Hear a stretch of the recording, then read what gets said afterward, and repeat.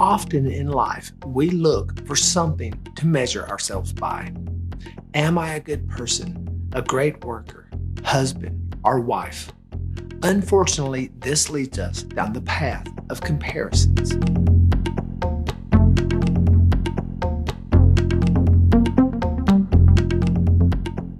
There is a very old story that I find quite touching when the subject of comparison arises.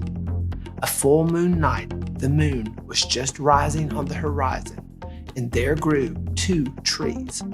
The wise old sage and his student were discussing the topic of comparison.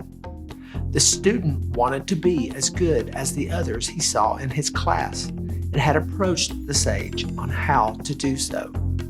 The wise old sage pointed to the 2 trees and noticed that one tree grew very tall in the sky, and beneath was a smaller sapling tree. They both have existed here for years, and there has never been any problem, said the sage.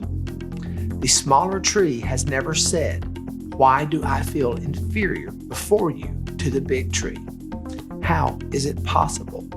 This tree is small and that tree is big, and no one has ever heard any whisper." The student pondered for a moment and stated the obvious answer: because they can't compare. The sage smiled and gently asked, "Then why do you?" Comparison brings inferiority, superiority. When we don't compare, all inferiority and all superiority disappear. Then we simply are, and that is enough. A small bush or big high tree, it doesn't matter. You are yourself. You are needed. A grass leaf is needed as much as the biggest star. Without the grass, we have no fields.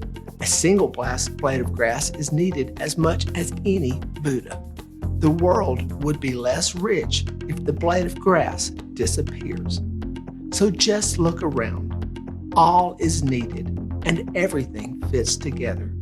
It is an organic unity, and nobody is higher, and no one is lower, and no one is superior. We are all incomparably unique. As always, peace and love, Jim.